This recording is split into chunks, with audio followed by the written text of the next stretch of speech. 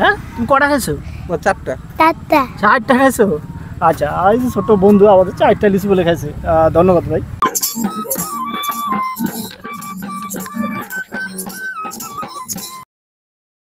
কেমন আছেন? চাচা, এই আপনাদের গ্রামের নাম কি? আচ্ছা দর্শক বিন্দু, আমরা জানি যে পিরুজালি সবচেয়ে মাস্টারপাড়া যে লিচু বাগান, আমরা লিচু বাগানে আসছি। আমরা এখন বলবো, কথা বলবো চাচার সাথে, দেখি চাচা কি বলে। চাচা, এই লিচু জাতের নাম কি? পাতিনেছি। এটা কি দেশি লিচু? হ্যাঁ। আপনার এটা কতটা গাছ আছে বাগানে?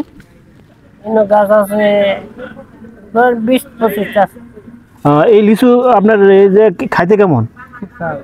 আচ্ছা দর্শক, আমরাও খাইছি, আমরা দেখছি এটা মিষ্টি একটু আছে, টক মিষ্টি, যেহেতু একটু কাঁচা কাঁচা রং আছে, তাই কারণে একটু টক মিষ্টি আর কি। হয়তো এটা 2-1 দিন রাখলে এত পেকে যাবে আর কি। আচ্ছা, কত বছর ধরে আপনি এই লিচু পারতেছেন? আমার বয়স 70 বছর। চাচা, আচ্ছা চাচা 40 বছর ধরে এই লিচুর ব্যবসা করে প্রত্যেক বছরে। আপনারা কি বাগান কিনেন? এই বাগান কত দিয়ে কিনছেন? 50,000। কয়টা গাছ? 20-25টা গাছে 50,000। এটা দাম কত করে বিক্রি করেন? 400 টাকা শ। এখানে কি 50টা আছে? হ্যাঁ। এই জায়গায় যারা গাছের থেকে একবারে অরিজিনাল যারা লিচু নিয়ে যাবেন, একবারে দাম সহ, এই যে 400 টাকা শ, 350। আচ্ছা, কেমন আছেন? আল্লাহ রাখছে ভালো। কত করে শ চাচা লিচু? 250 টাকা। 250 টাকা। এটা কি লিচু? এলাকার পাতি লিচু। আচ্ছা, এলাকার পাতি লিচু। আজকে কত টাকা বিক্রি করছে? আমি চাইছি পরে লাভ আদা 2 হয়েছে। লিচু কতগুলো আনছেন? আজ কতগুলো আনছেন? কত গুণে জানছি, এটা তো গুণ আনি নাই, গাছে ভাঙছি আর আনছি। আচ্ছা, এই যে আরেকজন কাস্টমার আসছে চাচা, এটা 200 টাকা লাগাইছি। এই যে দেখেন, 200 টাকা লাগাইছি। 200 টাকা। শুধু দর্শক বন্ধুরা, আমরা আজকে যেটা জানলাম, এই অঞ্চলের যে লিচু, এই লিচুটার নাম হচ্ছে পাতি লিচু, তাই না? পাতি লিচু।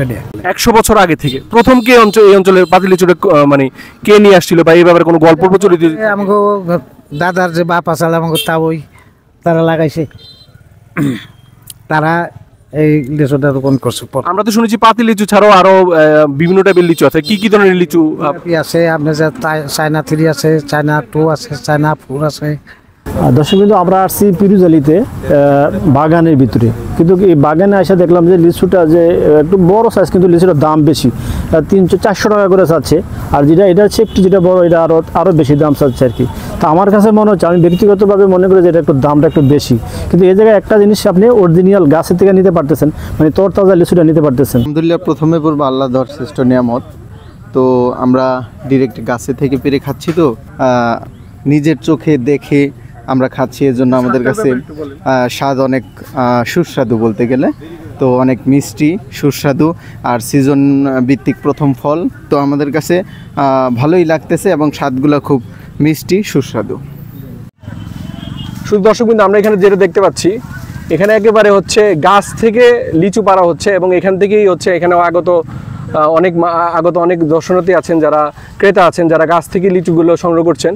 ওনারা বাজারের অপেক্ষা আর করছেন না, কারণ আমরা জানি বাজারটা হচ্ছে প্রতিদিন হচ্ছে সকাল 6টা থেকে বাজারটা বসে।